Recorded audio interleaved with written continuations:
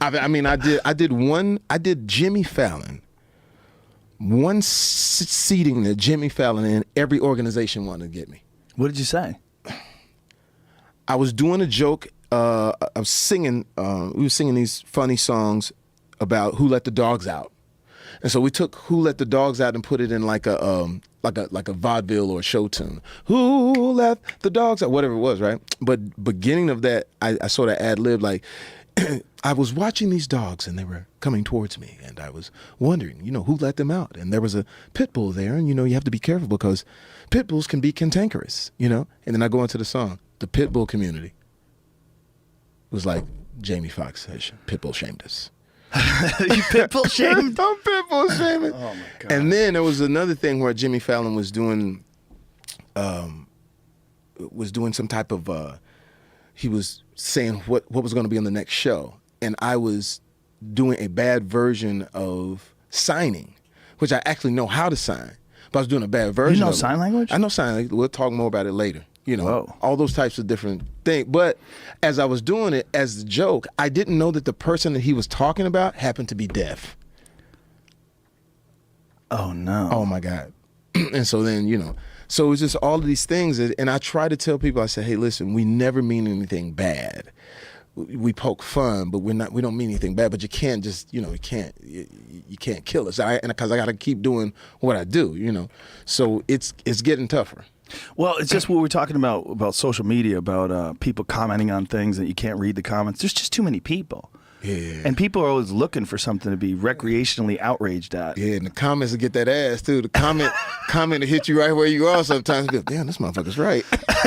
Well, it's good too, though, a little bit. When they're right, when they're actually right. Like, someone can say something ridiculous about you, and if you know it's ridiculous, it doesn't mean anything. Yeah. But if it's got a hint of truth, you're like, ooh. But when somebody says something about your teeth, you kind of look in the mirror. I don't understand, man. I got fucked up lower teeth.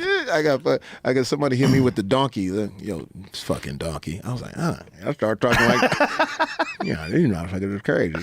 So, but I tell people all the time, don't read the comments. That's the book. Don't read the comments because it will make you start to change the way you do things. If I read all of the comments, I never tell another joke.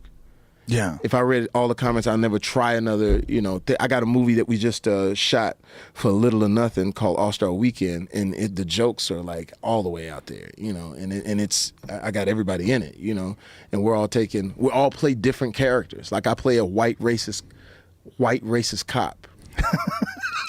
And how do you do that? Oh, I'll show it to you. I'll grab this thing and show it to you. But it's, Robert Downey Jr. plays a Mexican. Gerard Butler plays a Russian who loves gymnastics. Benicio del Toro plays this crazy tattoo artist, and we're all doing our thing. So it's like if you read the comments, that'll make you tuck that in. But this is some brilliant, and it's a cool little thing too. It's called All-Star Weekend for a reason. It's about two guys. One guy loves Steph Curry, the other guy loves LeBron James, and all they're trying to do is get to the All-Star game. And it's sort of like this whole journey of running into all these people. So it's dope. But it is some things where it's like, ooh. You can see there's going to be some shit going on. Well, Robert Downey Jr., just from Tropic Thunder, think about that. You could never do that anymore. You can't have blackface anymore. Yeah, you know what? I'll say this. People have to understand where it comes from. There are real people out there that really mean you harm. Like outside of us. I mean, there's some real people who really don't fucking like you.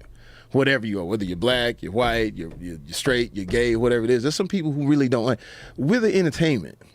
And it's easy. We're easy targets. It's easy for you to jump on Robert Downey Jr. or Jamie Foxx or Joe because it's easy.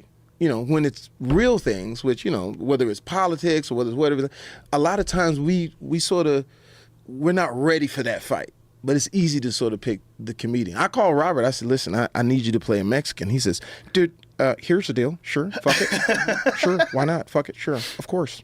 Sure, Mexican, whatever. But then he texts back and said, I'm nervous to play the Mexican. I said, well, shit, you played the black dude and you killed that shit. We're just all, we got to be able to do characters. What kind of blowback did he get from playing the black dude?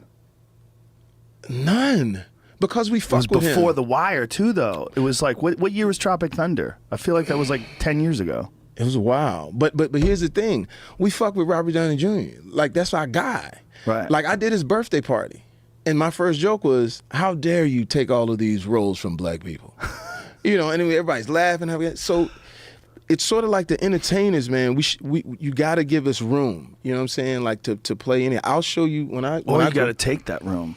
You got to take it. You can't worry about. I saw Chappelle somewhere. It was like, you know, they were asking him about his jokes, and he's like, "Yo, man, look, you know, people have said worse shit." And I think he said something about Donald Trump saying "grab him by the pussy" or some shit, whatever. But it was true. It was like the one thing that you look at what happened with politics this year. People sort of stripped away a lot of things. You know what I'm saying? Regardless of what you believed in, whatever person you voted for, there was a lot of things that was sort of addressed about, like, maybe we were playing things a little too close. Like some of those politicians were afraid to say what Donald Trump was saying, and they ended up being left in the dust because people were a little like, well, he's got a point in the sense that we're playing things a little too close.